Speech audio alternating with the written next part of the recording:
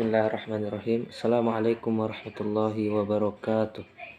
Alhamdulillahirabbil alamin. Wassalatu wassalamu ala asrofil anbiya'i wal mursalin wa ala alihi wa sahbihi rasulillahi ajma'in. Amma ba'du. Pertama dan utama sekali, marilah kita senantiasa memanjatkan puji syukur atas kehadirat Allah Subhanahu wa taala yang mana kita telah diberi kesehatan sehingga kita dapat melakukan aktivitas sehari-hari dengan sehat. Salawat beriringan salam tidak lupa kita hadiahkan kepada junjungan alam, yaitu Nabi besar Muhammad sallallahu alaihi wasallam, yang mana beliau telah membawa kita dari zaman jahiliyah, zaman kegelapan menuju ke zaman Islamiyah, zaman terang benderang yang kita rasakan pada saat ini.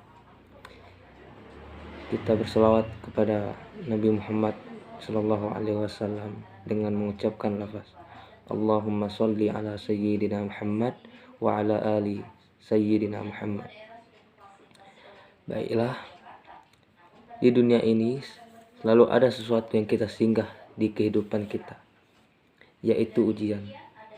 Entah bagaimanapun kita menolak atau mengeluh, tetap saja ujian akan singgah di kehidupan kita.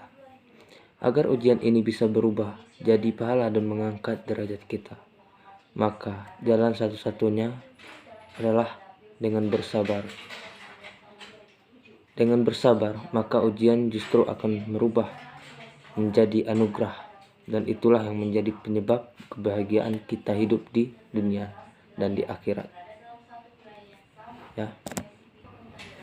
Seperti yang disebutkan dalam surah Al-Baqarah ayat 155 yang artinya, dan kami akan menguji kalian dengan sebagian rasa ketakutan, kekurangan harta, jiwa, buah-buahan, dan kelaparan, serta sampaikanlah kabar gembira pada orang-orang yang telah bersabar. Bila segala cobaan dihadapi dengan sabar, maka baginya pahala dari Allah Subhanahu wa taala.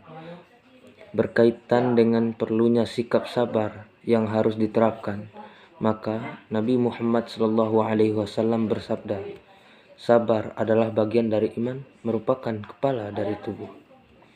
Maka ujian harus dihadapi dengan sabar. Karena bila seorang mendapat cobaan yang dihadapi dengan rasa benci, maka kemurkaan Allah yang akan menimpanya.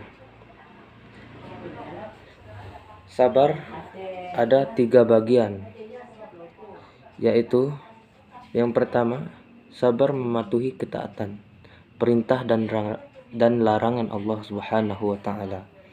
Yang kedua, sabar terhadap musibah atau cobaan yang menimpa. Yang ketiga, sabar akan ujian kesenangan.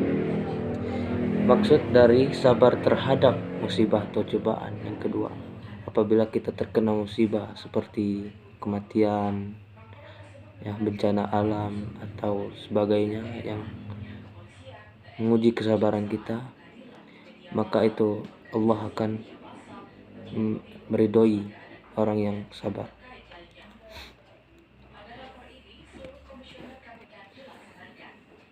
Kata sabar ini berasal dari kata bahasa Arab, yaitu sobaro yasbiru, yang artinya menahan.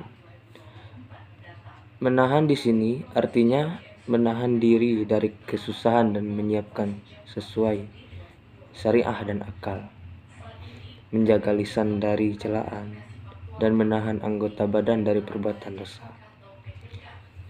Sabar merupakan ajaran yang banyak disinggung dalam Al-Quran dan hadis. Menurut Al-Quran, manusia senantiasa diarahkan untuk melakukan bersabar, untuk selalu bersabar dalam menjalani kehidupannya.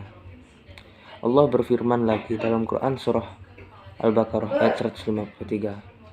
Hai orang-orang yang beriman, sabar, jadikanlah sabar dan sholat sebagai penolongmu. Sesungguhnya Allah beserta orang-orang yang sabar. Dalam ayat tersebut Allah menjelaskan kepada orang-orang yang beriman bahwa Ia akan selalu beserta dan menjadikan sabar dan sholat sebagai penolong. Allah juga menjanjikan kedudukan yang tinggi di surga bagi hamba-hambanya yang bersabar seperti firman-Nya dalam Quran surah Al-Furqan ayat 75 yang berbunyi, mereka itulah orang-orang yang dibalas dengan kedudukan-kedudukan tinggi di surga dengan sebab kesabaran mereka.